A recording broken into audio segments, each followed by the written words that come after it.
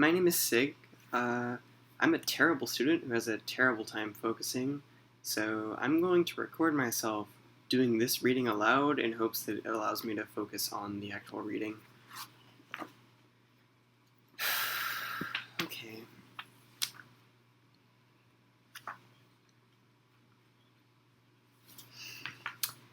Thinking About Cases, a paper by Shelly Kagan. Section 1, The Priority of Case-Specific Intuitions. Anyone who reflects on the way we go about arguing for or against moral claims is likely to be struck by the central importance we give to thinking about cases. Intuitive reactions to cases, real or imagined, are carefully noted and then appealed to as providing reason to accept or reject various claims.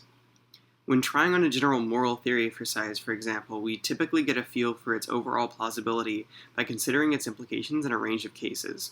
Similarly, when we try to refine the statement of a principle meant to cover a fairly specific part of morality, we guide ourselves by testing the various possible revisions against a carefully constructed set of cases, often differing only in rather subtle ways. And when arguing against a claim, we take ourselves to have shown something significant if we can find an intuitively compelling counterexample, and such counterexamples almost always take the form of a description of one or another case where the implications of the claim in question seem implausible. Even when we find ourselves faced with a case where we have no immediate and clear reaction, or where we have such a reaction but others don't share it, and we need to persuade them, in what is probably the most common way of trying to make progress, we consider various analogs and disanalogies. That is to say, we appeal to still other cases, and by seeing what we want to say there, we discover or confirm what it is plausible to say in the original case. In these and other ways, then, the appeal to cases plays a central and ubiquitous role in our moral thinking.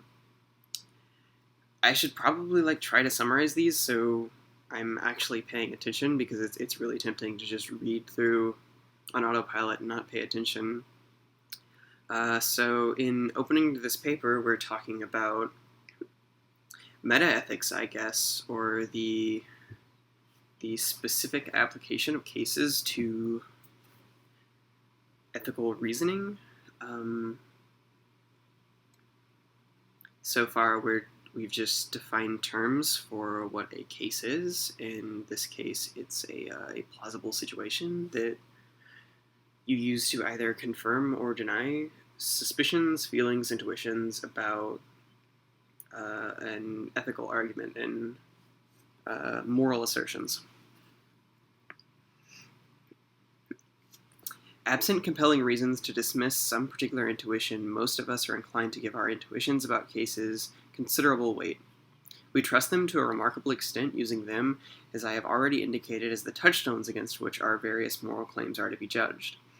We take our intuitions about cases to constitute not only evidence, but compelling evidence indeed. I think it fair to say that almost all of us trust intuitions about particular cases over general theories, so that given a conflict between a theory, even one that seems otherwise attractive, and an intuitive judgment about a particular case that conflicts with that theory, we will almost always give priority to our intuition. I need to parse that for a second.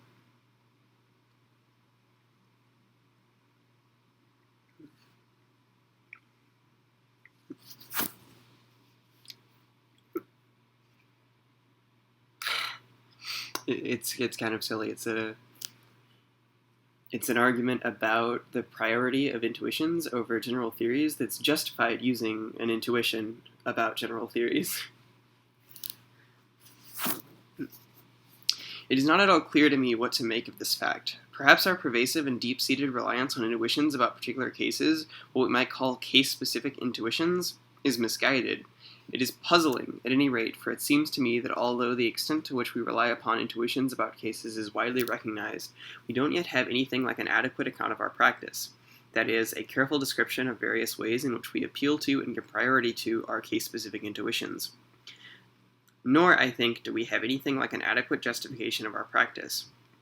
While it is obvious that we constantly appeal to our intuitions about cases, it is far from clear what, if anything, makes it legitimate for us to give these intuitions the kind of priority we typically give them. Our one deflationary possibility, of course, is that our reliance upon intuitions about particular cases is simply a reflection of a more general epistemic policy of relying on all of our various beliefs and inclinations to believe to the extent that we are confident about them. On such an account, all we could say is that we just happen to be especially confident about our various case-specific intuitions, and while this may be a fact that would call for some sort of explanation, perhaps along evolutionary grounds, it would need no further justification. But the more ambitious epistemological alternative is to think that there is indeed some special justification for our reliance on case-specific moral intuitions, something that warrants our particular confidence in them and our giving them the kind of priority that we do. I take it that most of us are actually drawn to this second view, and so the question remains whether there is in fact a plausible way to defend this idea, a way to justify our particular confidence in and reliance upon case-specific intuitions. This is interesting now. Section 2, the analogy to empirical observation. The closest we typically come, I think, to justifying this reliance on moral intuitions is to appeal to a certain analogy. It is often suggested, and it is at any rate a natural suggestion to make, that we should think of case-specific intuitions as playing a role in moral theory similar to that of observation in empirical theory. The suggestion, I presume, is sufficiently familiar that a bare sketch of analogy should suffice. Let's start with the role of observation. When arguing for or against empirical theories, we give unique weight to accommodating our observations of the world. We can simply see, immediately and typically without further ado, that the liquid in the test tube has turned red, or that the needle on the meter is pointing to 3, and an adequate empirical theory must take account of these facts. We appeal to such observations to provide support for a general theory, and we are very strongly inclined to reject any theory that runs afoul of them. Even a theory that might seem otherwise attractive and that strikes us as intuitively plausible in its own right will be rejected if it contradicts the evidence provided by our empirical observation. To be sure, any given observation can itself be rejected. We might discover, for example, that we had unwittingly observed the test tube in red light. But for all that, no one seriously proposes that we should give no weight to our observations at all. And typically we give far greater priority to preserving our judgments of our observations than we do to maintaining our allegiance to any particular general empirical theory. That's kind of a strong sociological claim about scientists. Physicists in particular run afoul of this. But the point still stands, I think. I don't know what it means to say that intuitions hold a different role in philosophy than they would in any sort of empirical test. I don't know what the analog to intuition in empirical test would be in moral cases. But I do believe this is how intuitions are commonly employed in ethics. I'm not an ethicist. This is like a new field to me. But there does seem to be a reliance on intuitions in the way that Shelley here is suggesting. There's often justification of things just based on crowd intuitions, popularized ideals of things, trolley problems. Alright, let's continue. Similarly then, when arguing for or against a moral theory, we should think of our case-specific intuitions as akin to observations. When thinking about particular cases, we can simply see immediately and typically without further ado whether, say, a given act would be right or wrong, or that it is morally relevant whether or not you have made a promise. An adequate moral theory must take account of these facts. It must accommodate these intuitions. To be sure, any given intuition can be challenged or rejected. We might, for example, realize that we made some judgment while inappropriately angry or embarrassed.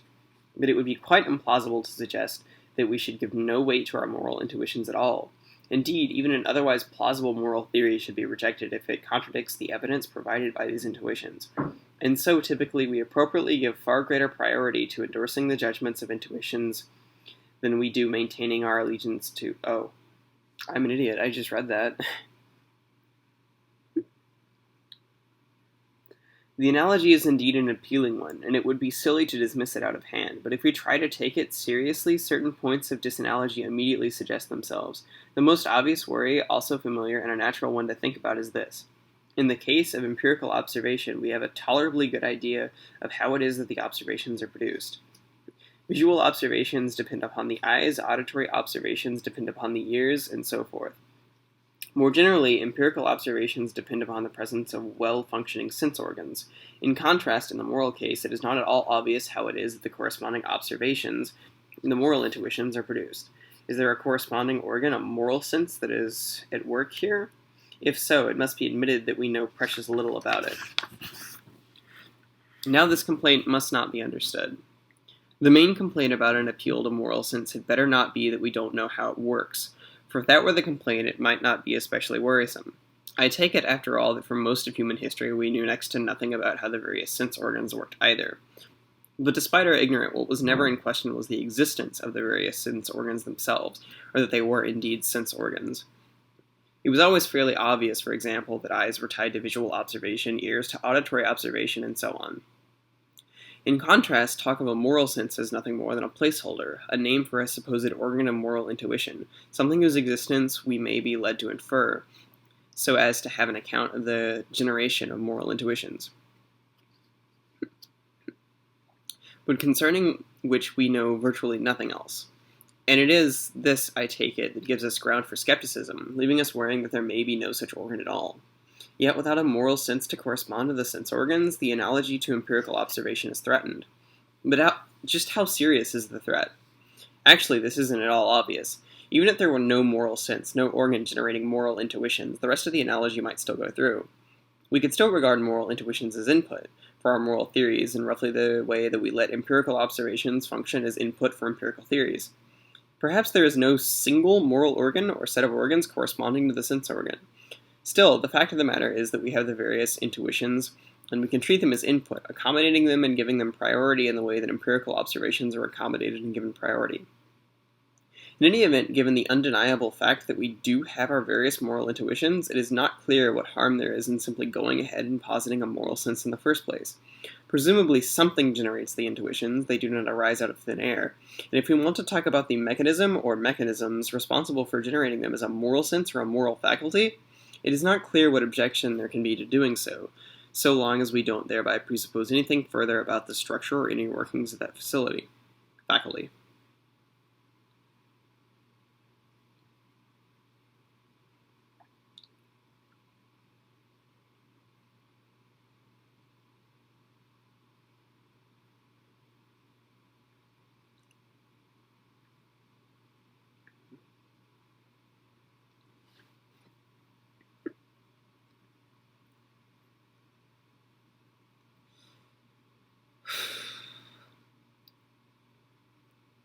I'm just parsing this now.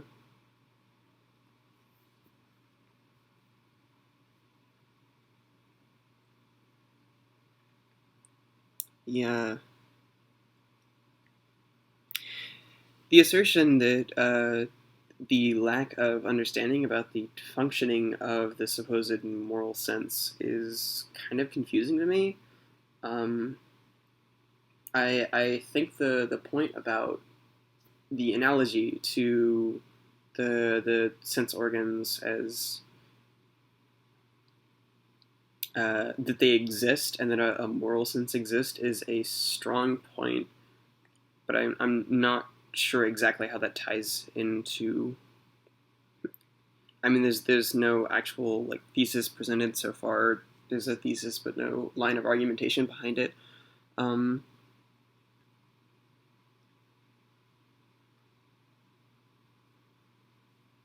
This whole thing is a claim about a strength of that argument, but I'm not.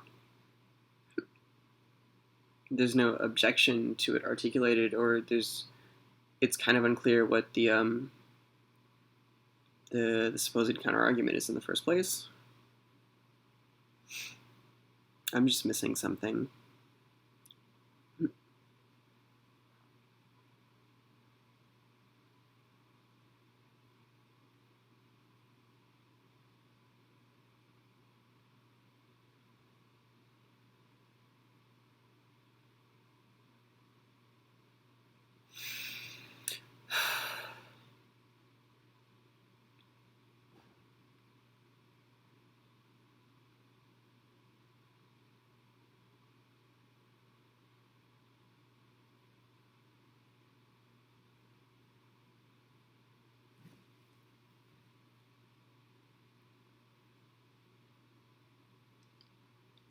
But I will take the point. the inner workings of the moral sense aren't necessarily relevant to anything. Ooh, my screen just went dark. Come back. There we go.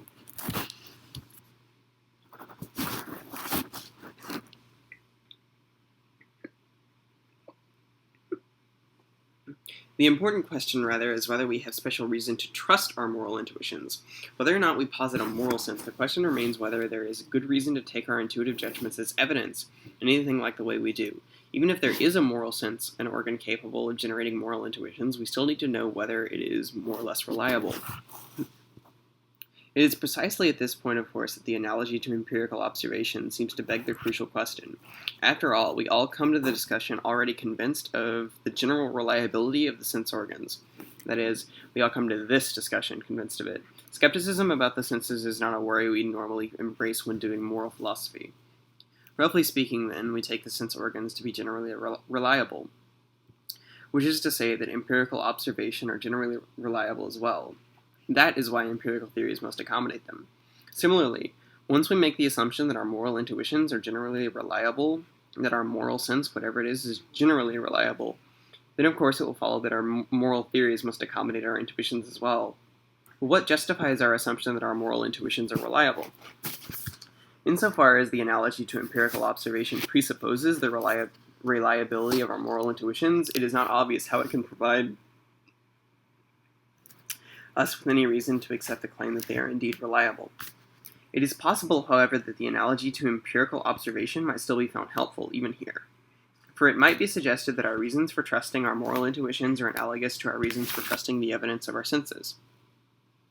Very well, then, what exactly is it that justifies us in thinking our empirical observations are generally reliable in the first place?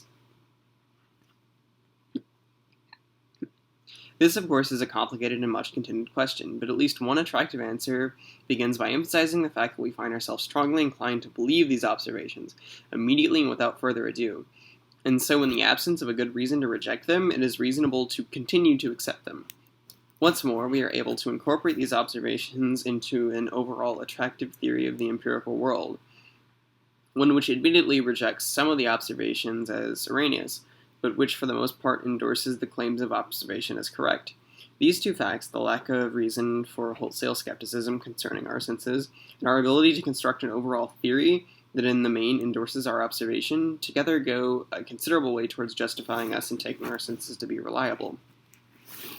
I'll need a moment for this one too. I'm kind of slow with ethics.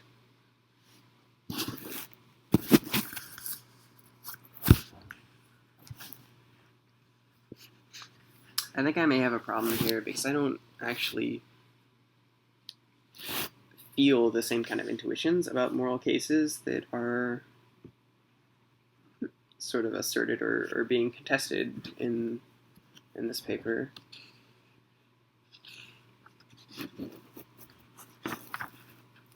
Or at least I have moral intuitions, but they're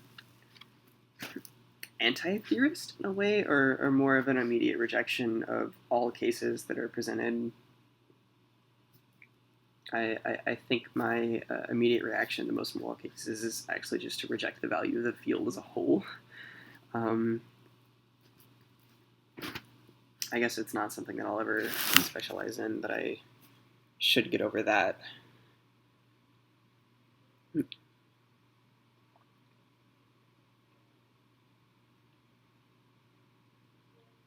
I think I can accept the positive argument that to assert our senses as unempirical or unreliable in a broad sense is a burden of negation, because there is no alternative.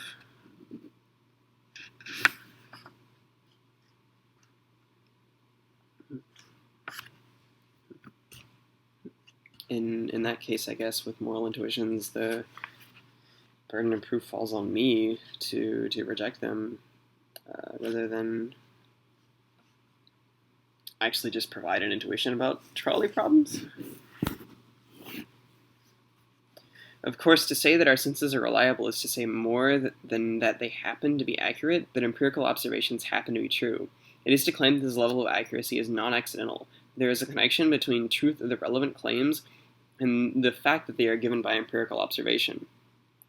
Very roughly, the presumed connection is this. It is because of the fact that P is true that we make the empirical observation that P, and were it not the case that P, we would not observe that P. As we normally put it, our sense organ respond to the underlying empirical realities, and do so accurately, of course.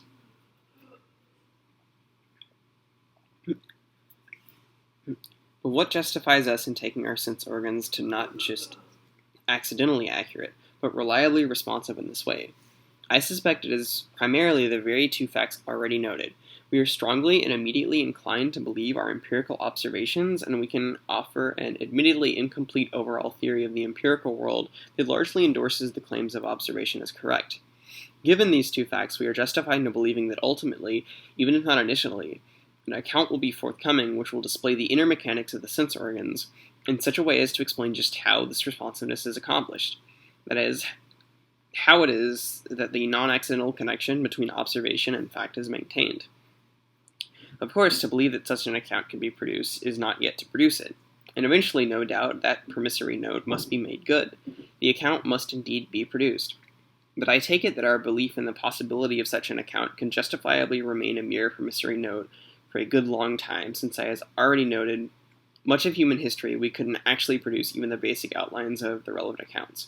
Still, given that we were able to produce an attractive overall theory of the empirical world that largely accommodated our empirical observations, it was nonetheless reasonable to conclude, albeit provisionally, that empirical observations are indeed not only accurate, but reliably so. I can accept this now. I don't know what it says about my use of intuitions, but this is starting to make a lot more intuitive sense to me. Or at least the analogy as a whole is.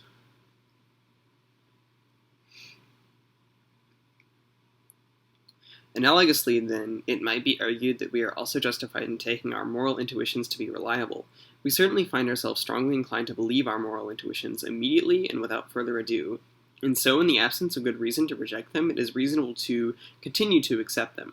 And if, going beyond this, we are also able to incorporate our intuitions into an overall attractive theory of morality, one which for the most part endorses these intuitions as correct, and even if the theory rejects some of the intuitions as erroneous, we will still be justified in taking our moral intuitions to be generally reliable. Here, too, of course, we will still find ourselves with a further explanatory obligation. If we are to justify our reliance on moral intuition, it won't suffice if moral intuitions merely happen to be accurate. There must be instead a non-accidental connection between moral intuition and the underlying moral realities.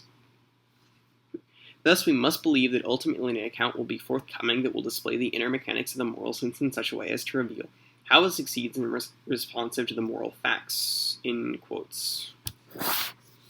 I don't think there's any implication here of some sort of moral absolutism. Or, I mean, there must be, due to the analogy to, like, empirical observation, right? I mean, maybe not. That's something to think about, I guess, because if we're to assert that the physical senses are somehow revealing of an underlying real, ontologically real reality, then there must be a similar structure of the moral facts we uncover with our moral intuitions. Right? But maybe there's something to be said here that's not part of the analogy. The analogy is only the justification of intuition in the first place. So we can consider, even in the case of moral relativism, that these intuitions could still be justified by this analogy. Is there an analog to moral relativism in physics or any sort of empirical science? I mean, there's relativity, of course, but I don't think relativity, or special relativity, still asserts space-time as a structure that is ontologically real. There's no metaphysics in the interpretation of relativity, or even quantum physics that holds anything about human subjectivity, whereas moral relativism is defined by that.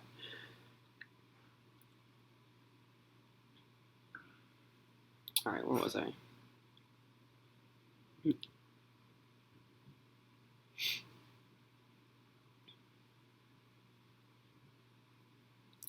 If an answer along these lines is to be accepted, however, it is important to give due weight to the claim that our various moral intuitions can indeed be incorporated into an overall attractive theory of morality.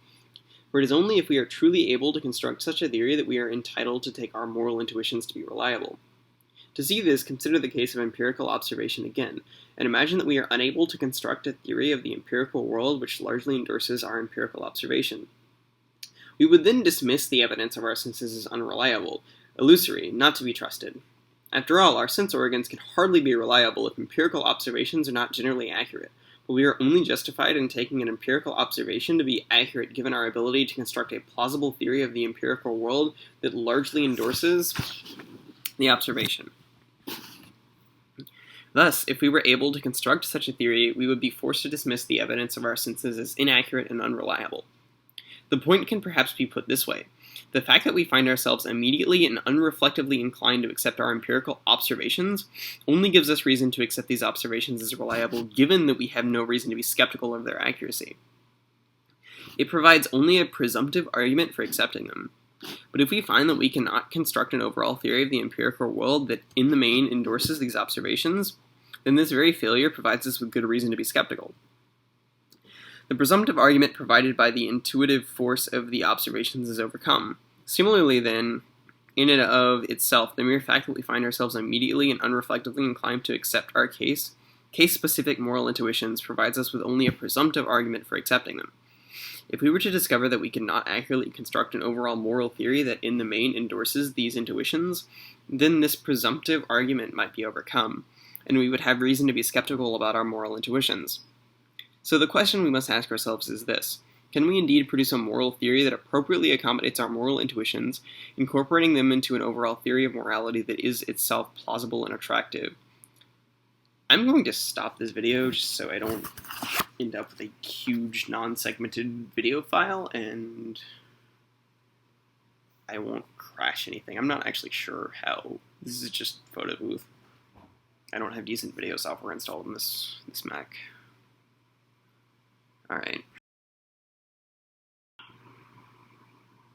Alright, part 2.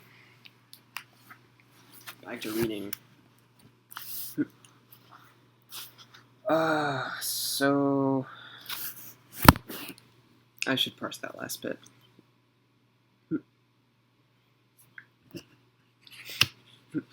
This seems to be the same thrust of argument that was present before. There's nothing particularly different here. It's just if we can't match our intuitions with a overall moral theory, then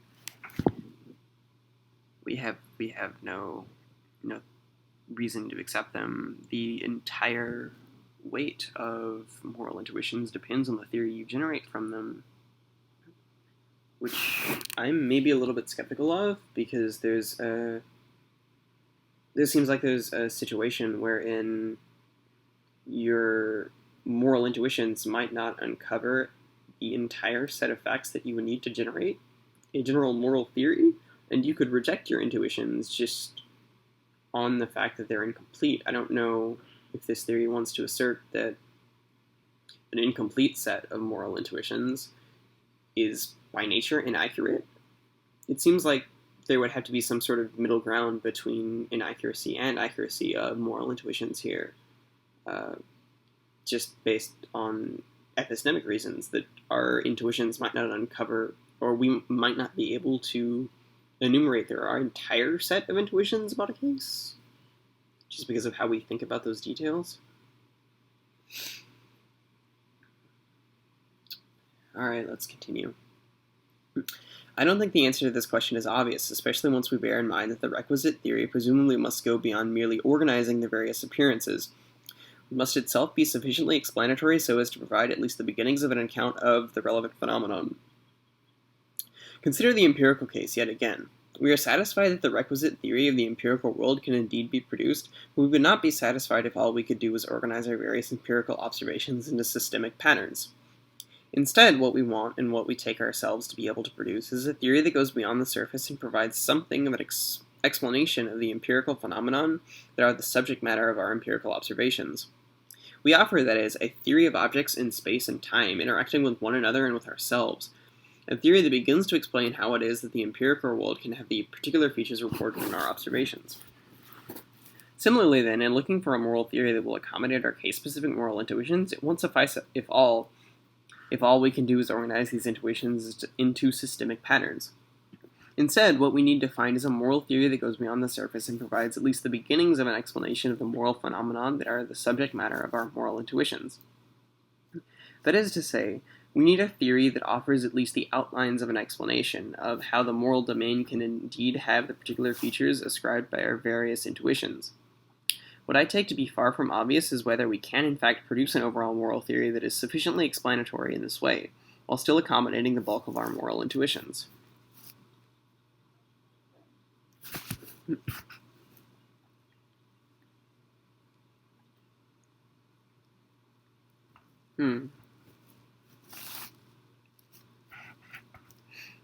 I think what I mentioned earlier still holds. This seemed to address this with like a majority clause in that we only need to, or like the implication here is that we only need to address the bulk of a large portion of the intuitions we have about morality. So there could be some that are astray, and this kind of addresses the idea that maybe we don't have all of the intuitions available, or yeah, I think that still holds, that we, in some cases, might not be able to work through all of the intuitions we have about a case, just for practical reasons. I know it's, as I understand it, it's not like procedure in ethics to bring up practical objections, or like epistemic practical objections very often. I see it in consequentialism, but not anywhere else, I guess. I haven't done a lot of ethical reading.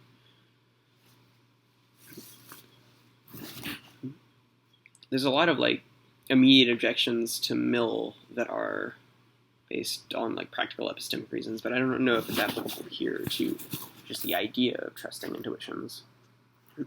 But it's a worry that I have about this, at least. Of course, the difficulty of this task will depend on at least two further issues. First, the precise content of the moral intuitions we are trying to accommodate, and second, the standards we impose concerning what will constitute an explanatory adequate moral theory. Unfortunately, pursuing either of these issues here would take us too far afield. But let me register the following skeptical note. I have argued elsewhere that in point of fact, certain widely accepted views central to the common sense morality and supported by the case-specific intuitions of a great many individuals, cannot be provided with the kind of theoretical underpinnings we are here calling for. If I am right about this, then despite the immediate appeal of relevant intuitions, they cannot be incorporated into an adequate overall moral theory, and in this regard, at least, our moral intuitions are unreliable. Oh, an entire set of arguments obscured by a single footnote. Let's see.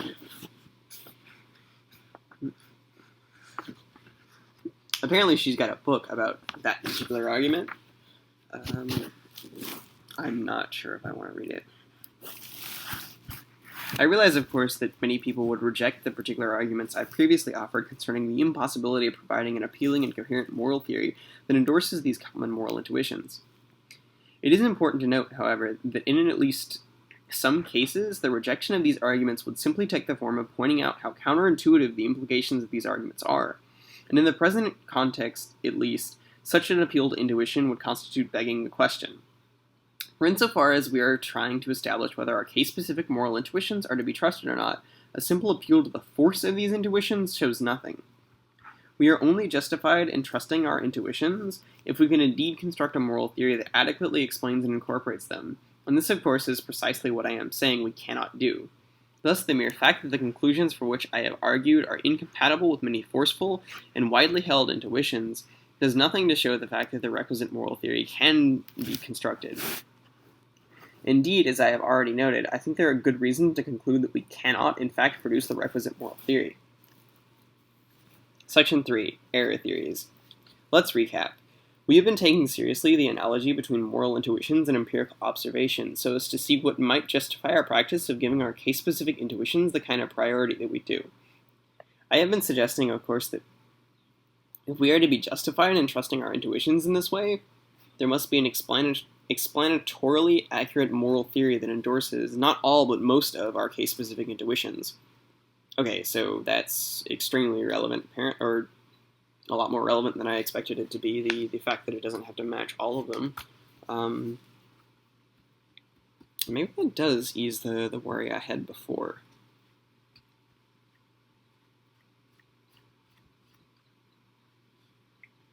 That's something that requires a lot of thinking, and I should keep reading. That was mid-sentence, so I'll start that over again. I have been suggesting, of course, that if we are to be justified in trusting our intuitions in this way, there must be an explanatorily adequate moral theory that endorses not all but most of our case-specific intuitions, just as we take ourselves to be justified in trusting our empirical observations by virtue of having an explanatorily accurate empirical theory that endorses most of our empirical observations. And as I have already noted, my own opinion is that once we take seriously the need to construct a general moral theory, and that would endorse our case-specific intuitions as being for the most part accurate, we will find it difficult, indeed impossible, to produce the requisite theory. Theories that attempt to accommodate the bulk of our various case-specific intuitions fail, I believe, at one or another explanatory task, and fall short in overall plausibility. What we are led to instead is a general moral theory according to which many of our specific moral intuitions are simply mistaken.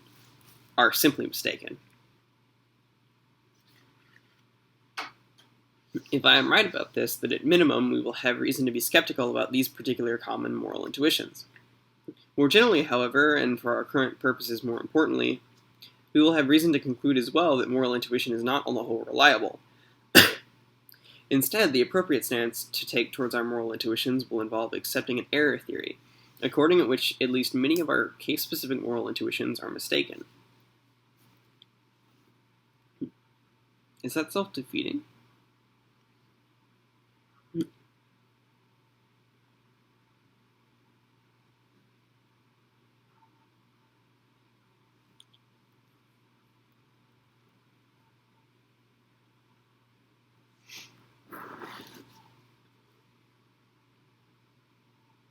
No, it's not self-defeating, but it leads to a weakened justification for moral theories in general if they can't be backed by the intuitions. Because there's, in a sense, sort of a circular dependence in the materialist case, or the empirical case that she mentioned before, wherein the empirical views are justified by, or our observations are justified in the context of matching an empirical theory, or having an empirical theory that explains them, and that theory entails theories about the objective world, and those theories are constructed from those observations. Which sounds, it's not necessarily circular reasoning, but it's kind of like circular dependence. And it seems like there might be something happening here, too, wherein we've been asserting something like moral theories that are justified in the context of intuitions or constructed from intuitions. Intuitions are how we uncover those moral theories. And we provide descriptions of how our moral senses work, justified against those moral senses. So without that, assuming that we're throwing moral intuitions away and the idea of a moral sense away, it looks like we have a weakened argument for any sort of moral theory in general.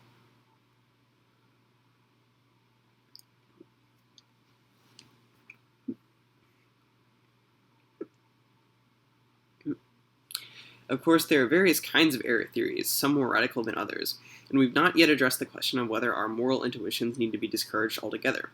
In one extreme lies just such wholesale skepticism concerning our case-specific moral intuitions.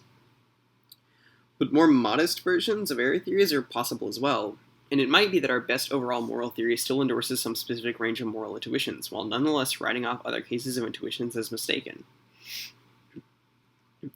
However, even such moderate error theories will seem unattractive to many. They will hold correctly that to accept an error theory, even a modest one, is to retreat significantly from our current practice, where appeals to intuition are generally taken across the board to be a particularly important source of evidence concerning the moral domain.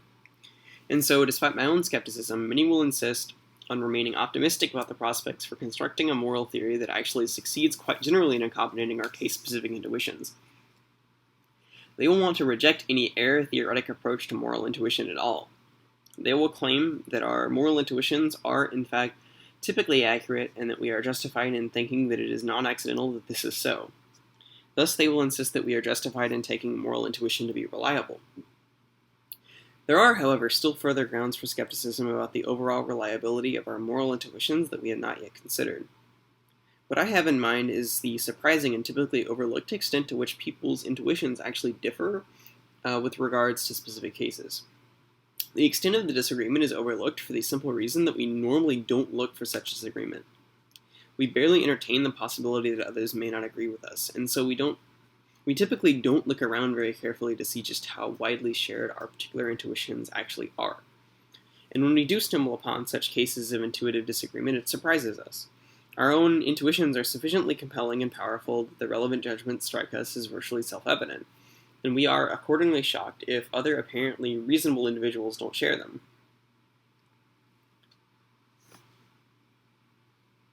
I'm just rereading this.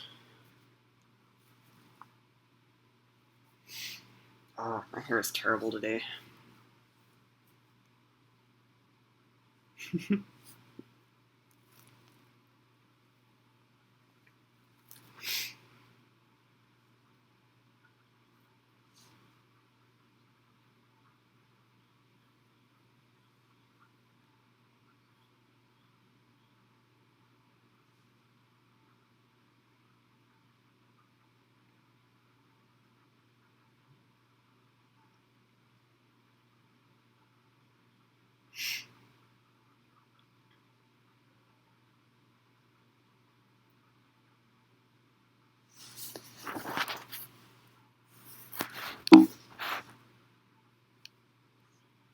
I do not mean to suggest, of course, that intuitive disagreements arise with regard to every case, though it does seem to me, based on years of discussing such cases with students and others, that even the most compelling examples typically fall short of garnering complete agreement. And in many cases, I think, once one probes a bit, one finds that there is actually a considerable amount of disagreement. Consider, for example, trolley problems. Oh boy. I am not a particular fan of trolley problems, of the kind frequently used to determine the precise nature of the prohibition against harming others. In my own case, I generally find that only about 3/4 of the students share the majority intuition, say that it is permissible to turn the trolley, while up to a fourth disagree, and even the apparent agreement of the 3/4 majority dissolves when one asks further questions. For example, whether one is required or only permitted to turn the trolley. To be sure, it is difficult to be confident that the opinions being reported in such informal polls truly state the immediate moral intuitions of the students in my classes. As we have already noted, we need to distinguish between the immediate pronouncements of our specific intuitions and the various beliefs about a case one might have instead, for example, as a result of conscious reflection. In short, when students vote in such polls, they are reporting moral intuitions or simply stating their own tentative beliefs about the cases. It might well be that despite the existence of widespread disagreement in opinions about the relevant cases, there's actually far greater agreement with regard to the immediate intuitions themselves.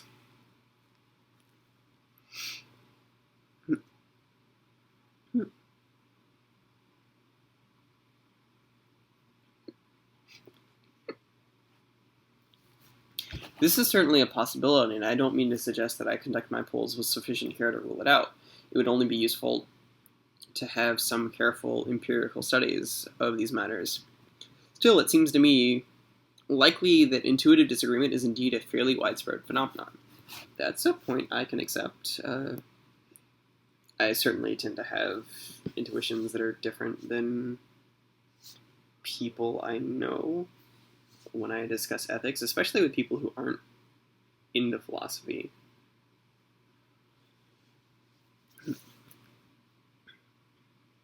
God, the amount of intuitive disagreements I have with my parents about ethics is certainly enough to drive force in that argument.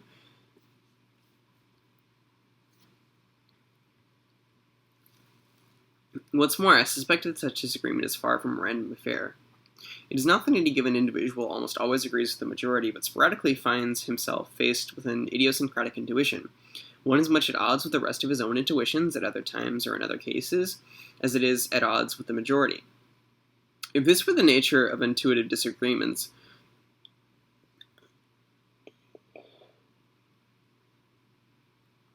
we might well feel free to write off the occasional quirky intuition as a mere aberration, a random misfiring in an otherwise reliable moral sense. In fact, however, it seems to me that moral disagreement is systematic and patterned. A given individual is likely to be regularly responsive to certain features that cases might display, while other individuals are routinely indifferent to the presence or absence of those features, or react to them in quite different ways. In short, intuitive disagreement doesn't take the form of norm and aberration. Rather, it is...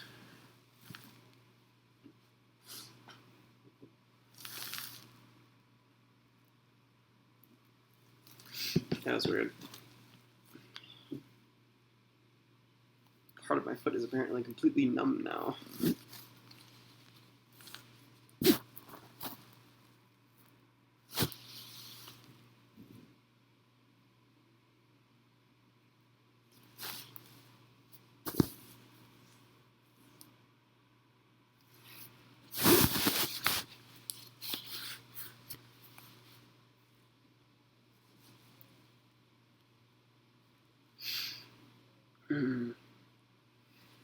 That's a little worrying.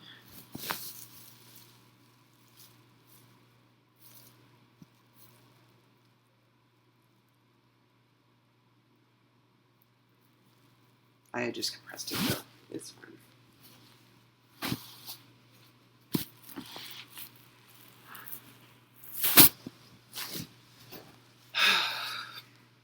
Alright. I should keep going.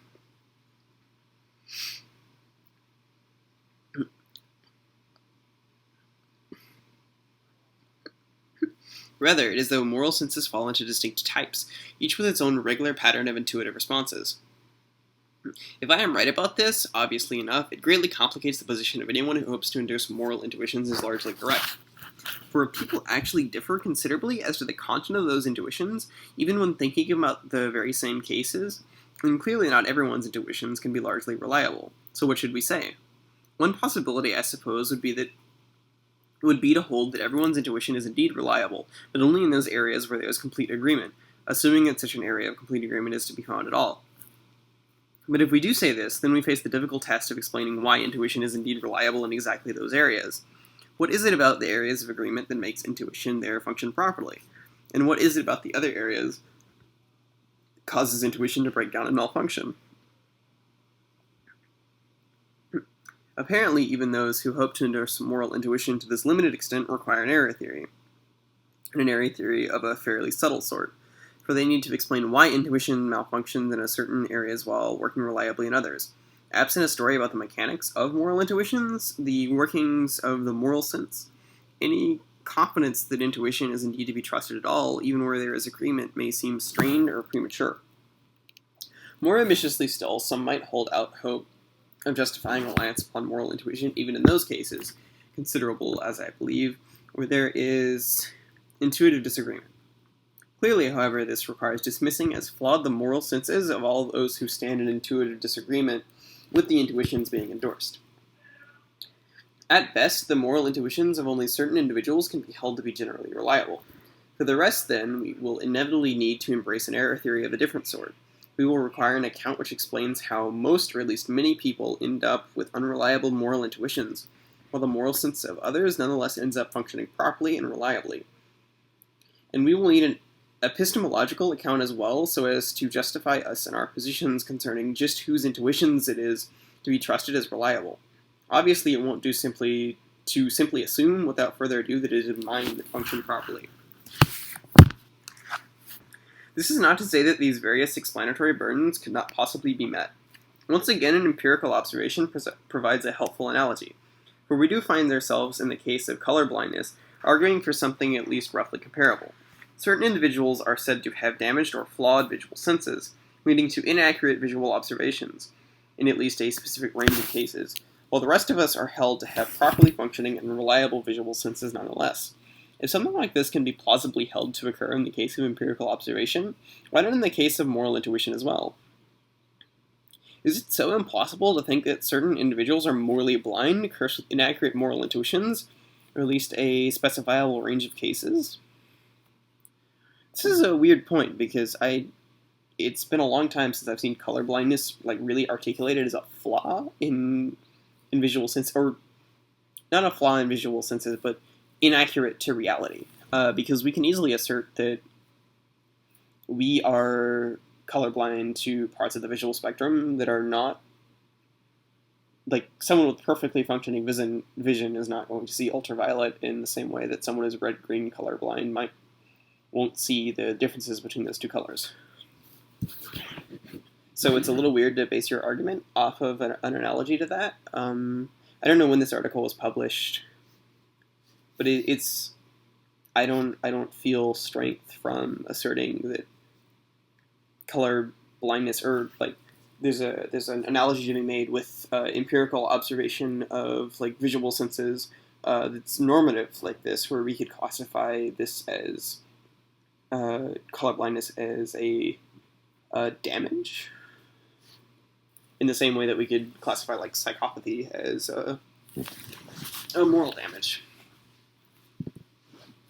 I don't know if that's just a paradigm shift in thinking, or if I just don't feel moral intuitions that are normative in that sense.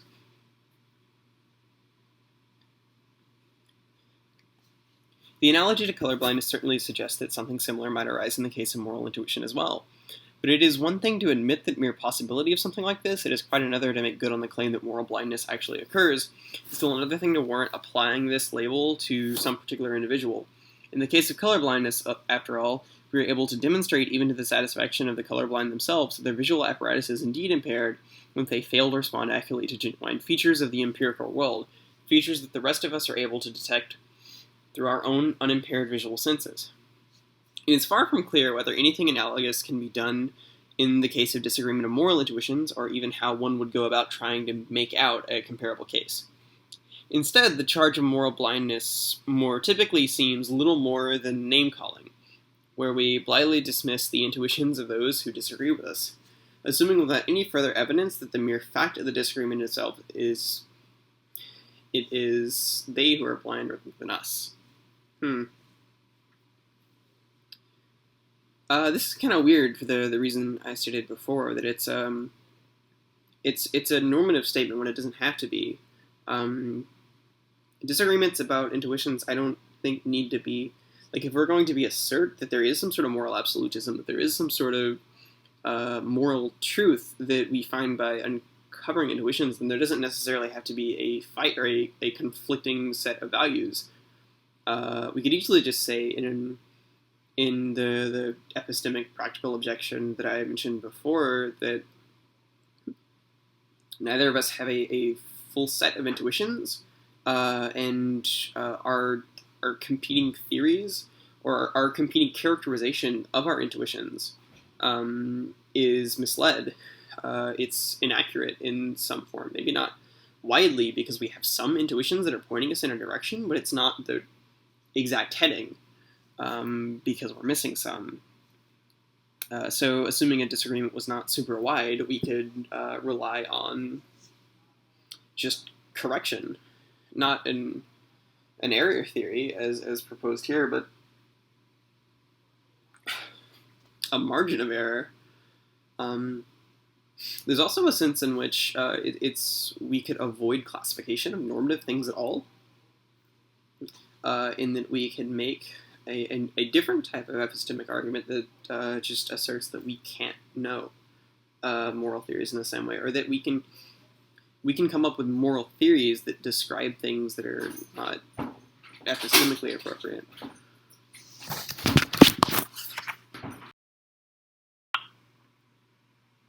All right, part 3. Where was I?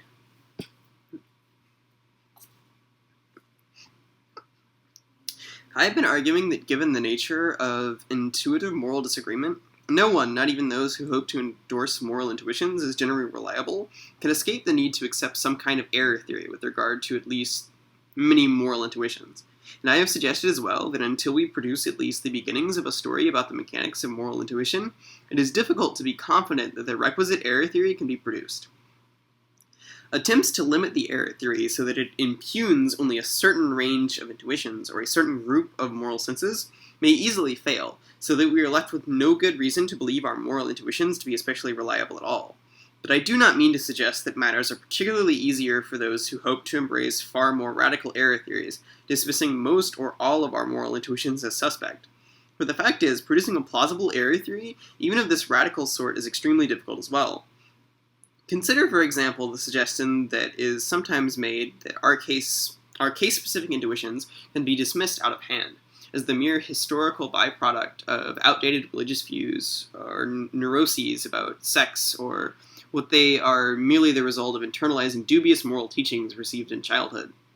Were this the case, there might well be little reason to give any weight at all to our case-specific moral intuitions, and the wiser course of action would be to attempt to elaborate moral theories without appeal to them, however difficult that might prove to be. But although accounts along these lines may well rightly cast doubt upon certain case-specific intuitions, say about sex, they seem rather inadequate as a general explanations of the origins of our moral intuitions. Consider again the appeal to trolley problems as a means of determining the precise content of the prohibition against harming. Such cases are highly stylized, and unlike anything most of us have ever faced in real life, read about, or even imagined before being introduced to them for the first time as adults. Yet once the given case is described, we typically find ourselves with a moral intuition about it. I think it highly implausible, accordingly, to suggest that what happens here is some vestige of a perhaps forgotten religious teaching now comes into play. No one is taught about trolley problems in childhood. I'm going to stop right there and assert that maybe that's not true, just because philosophical problems in modern popular culture are a thing. I know when I was introduced to the trolley problem in the context of ethics at university, I was already well familiar with the scenario. And maybe I'm just weird, but that's seems to be an intuition, or at least there's a characterization of that specific kind of moral dilemma that you see a lot in video games. It's a thing that can be gamified. It's a question that you can beg easily in video games by setting up a binary choice. In movies, you can have characters respond to that in different ways, and you could assumably internalize the actions of those characters. And if it can happen in movies, it can happen in any other linear form of media, even without interaction. If you can internalize the actions of a character, you can internalize their moral decision-making process.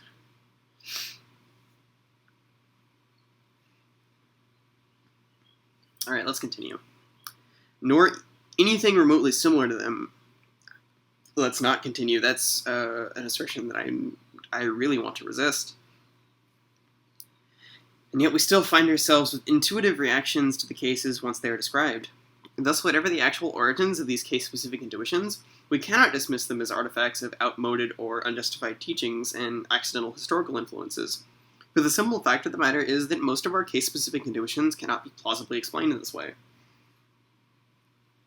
I think maybe some of them cannot be explained in this way, but it'd be hard to make any sort of argument about a complete independence from, like, societal influence, or a complete dismissal of the objection that there is some sort of internalization of, like, moral teachings that could lead to intuitions. That internalization is certainly present, just as a sociological phenomenon. Or at least I don't know of any case where that's the negative has been asserted. We may do somewhat better if we appeal instead to some of the primitive beliefs about physics or the nature of agency that we may well inherit as a result of our evolutionary history, as well as to certain innate psychological biases in terms of how to group people and events. An error theory that dismisses many of our case-specific intuitions on the ground that they are implicitly based on inherited but dubious physical theories may well have an easier time of it explaining how we can have immediate and intuitive reactions to trolley cases, say, despite never having considered such cases previously. We may, for example, react to a given case as we do specifically because we are innately disposed to view it in terms of mistaken concepts from causation and agency. Here, too, such an account may rightly cast doubt upon certain of our case-specific moral intuitions. But even an account of this sort seems adequate, in large part because of the very universality of the inherited biases and beliefs that it presupposes. If our case-specific intuitions are to be explained in terms of innate, though false, views about physics, say, then we would expect that people's intuitions would be fairly uniform, all reflecting the same set of inherited, though dubious, physical beliefs or psychological dispositions. In fact, however, as I have already suggested, it seems to me that we differ from one another in terms of our moral intuitions, in ways that this sort of account cannot easily accommodate. Intuitive disagreement is widespread and systematic, and it is implausible to dismiss our case-specific intuitions on the ground they are based on shared, inherited, and false views about the world, if in point of fact, many of the relevant intuitions are not universally shared at all. Alright, I need to parse that for a second.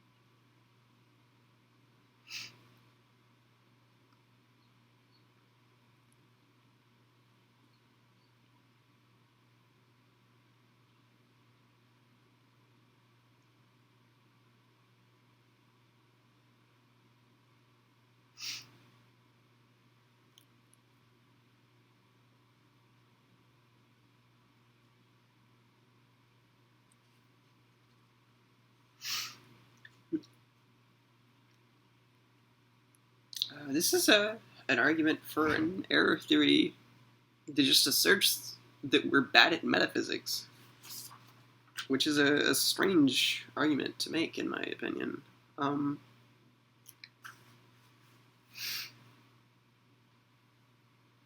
Just the same with the thing before it, that we don't have... it would be hard to characterize moral intuitions as internalization. It seems weird to me to assert that all metaphysics is just wrong. I don't think that's a good characterization of an error theory at all. Because metaphysics certainly isn't shared. There's a claim about the universality of biases here that I think implies there's some sort of innateness to the metaphysics that we apply to our rationality, which is true to some extent, but is not fixed, right? We have a view of the world that's colorized by our understanding of spaces as three-dimensional things with manifolds in them, but we don't necessarily have metaphysical views about the nature of that space and how that space functions. The specific examples for the metaphysics here are agency. Agency, causation and agency specifically are things that are just too contested, I think, to make any sort of claim about universality for them. Just even in ethics, I'm not sure how this argument is supposed to have force, because just talking to ethicists and mentioning agency seems like a bad idea to me.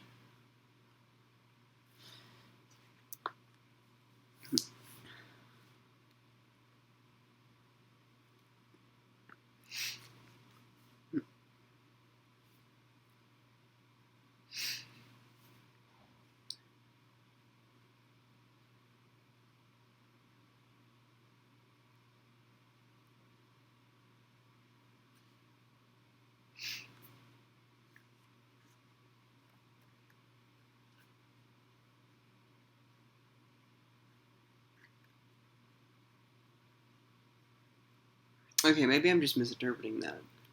I don't think there's this reliance here on the assertion that views about agency are somehow universal, because she goes on to say that disagreement is a thing, and if there were some analogy to innateness in metaphysical views about moral intuitions, then there'd be uniformity, and there's not.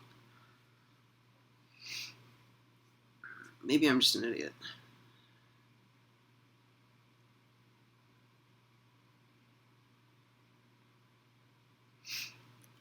An error theory adequate to the facts about our moral intuitions would apparently have to be a rather subtle affair. It would need to accommodate the simple fact that we readily have intuitive reactions to cases quite unlike anything that we have faced or been taught previously. And yet at the same time, it would need to accommodate the fact that when we think about such cases, our intuitive reactions are not at all the same. People's intuitions differ in systematic and patterned ways. It is not at all obvious what such an error theory would look like. I don't mean to suggest, however, that it will be impossible to produce an error theory adequate to the facts. Indeed, if I am right that everyone needs an error theory of some sort, both those on the whole trusting a moral intuition and those on the whole skeptical of it, that it seems inevitable that some sort of error theory must be right, and I see no particular reason to assume that we cannot eventually articulate and defend this theory, whatever it is. But for the time being, at any rate, it seems to me that we are rather far from having an adequate account of what this theory looks like, and so, lacking it, we are rather far from knowing to what extent our moral intuitions can be trusted. Section 4, Particular Cases and General Claims. Let me close by noting one further complication. Recall the fact previously noted that our moral intuition is capable of responding not only to particular cases, but also to general moral principles and moral theories. Consider how different this is from the case of empirical observation, where all we can directly observe are the features of particular cases. I can simply see that the meter is pointing to 3, but I cannot simply see the truth of Ohm's law or other principles of physics at all. General empirical claims must be inferred from the evidence. One cannot simply observe their truth. Apparently, our sense organs are incapable of responding directly to general empirical truths in this way. In itself, this may be no more than a striking disanalogy between the case of moral intuition and the case of empirical observation, but it points to a deeper problem.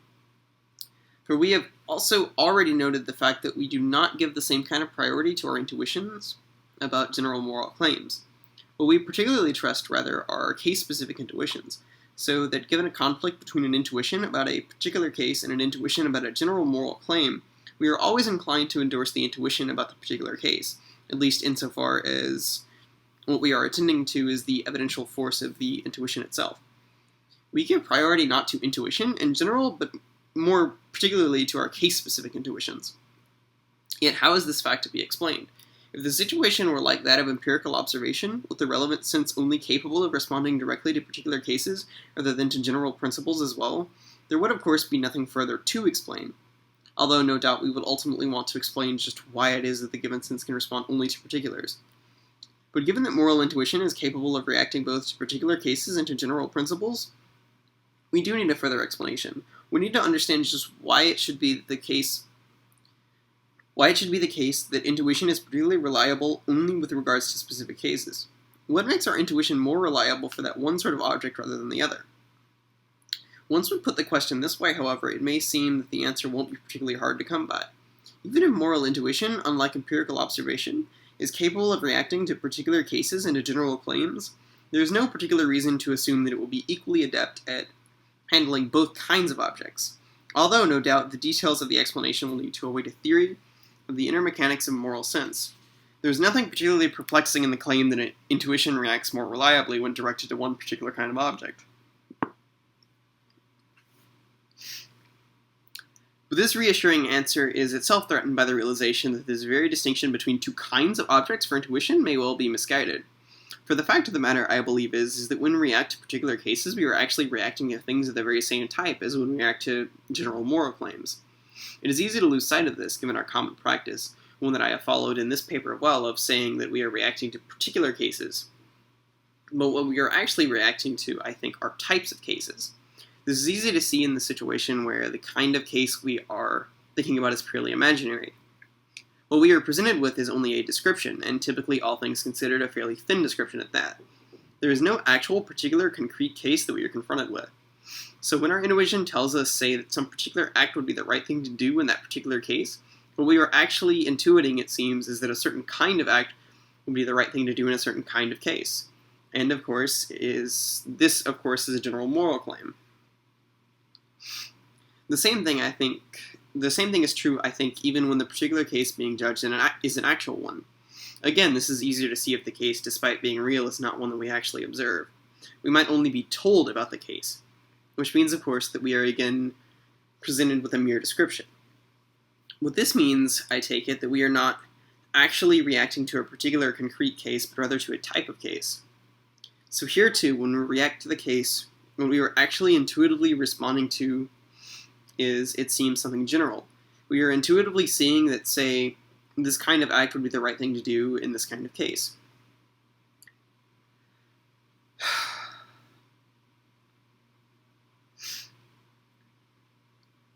I will never understand the ethicist's use of the word type.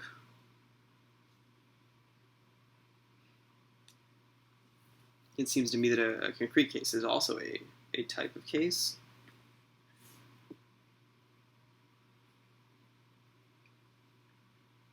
Or is type supposed to be a category that is different from concrete?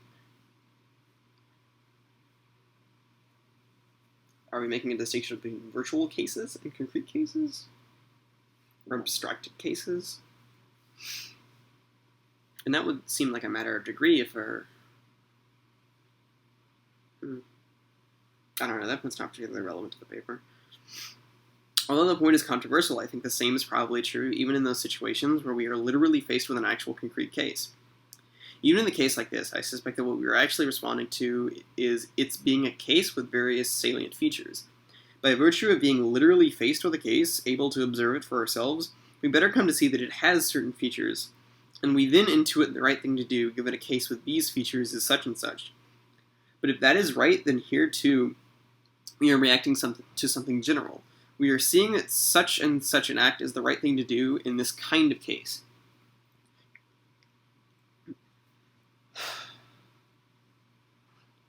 This is not to deny that actually being presented with a concrete case may elicit a different intuitive reaction than merely being presented with a description of the case. When we literally see the needs of others, we may intuitively see the importance of helping them, in a way that no mere description of their needs would elicit. But even if it is true that in such cases there can be something special about the intuition in the face of general, concrete particulars, the fact would remain that typically when we think about cases, we were only thinking about kinds of cases. Which is to say, typically when we think about cases, we are intuitively reacting to something general. This makes it hard to explain the priority we want to give to our intuitive reactions to particular cases. If all, or at least most, case-specific intuitions are not actually reactions to something concrete and particular at all, then we cannot readily claim that what makes intuition more reliable here is that it is directed at different kind of objects than when we intuitively respond to a general moral claim. In both cases, it seems, what we see is something general. Of course, there will still be differences in the degree of generality, and it might be, that was an admission of degrees. That complicates things a lot.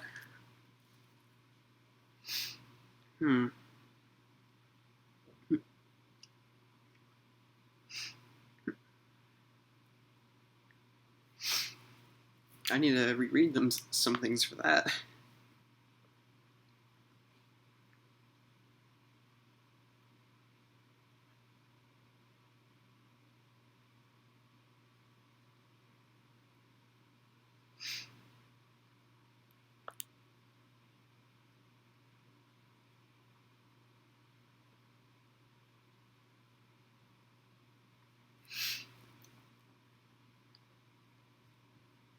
Okay, I think I want to agree with the fact that it's unusual to make the assertion that there are two distinct types of moral intuitions, and that generality is something that is a matter of degree. But I don't know if I'd classify it like her admission of degrees seems to be something like an interpolation between the two ideas of a completely general moral intuition and a particular case intuition. I don't know if I'd say that. Maybe what I'm thinking is equivalent, like just a gradual expansion of scope could be considered equivalent to an interpolation between those two states.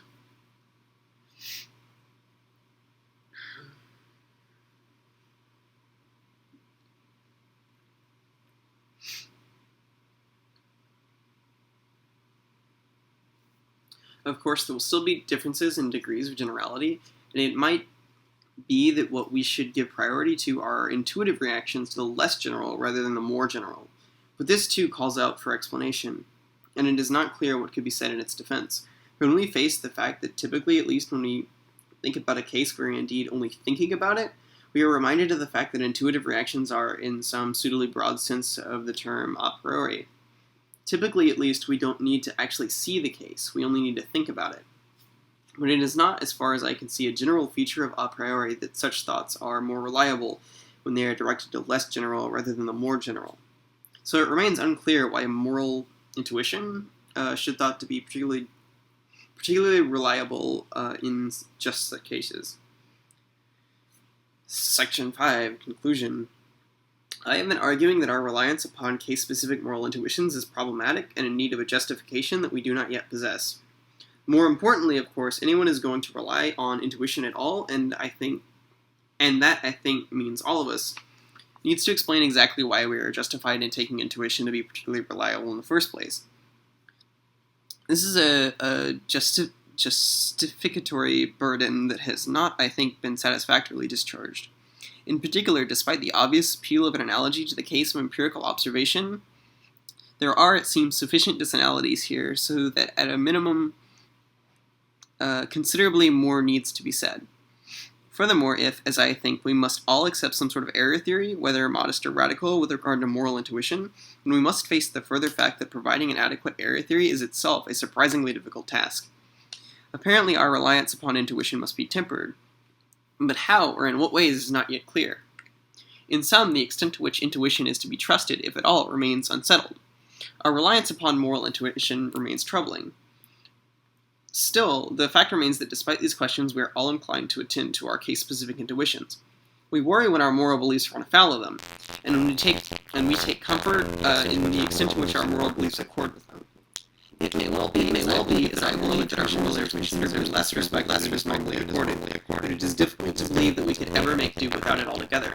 No moral argument, no claim, no theory will ever seem compelling if it has not been subjected to the testing we provide it when we think about cases. And that's the end.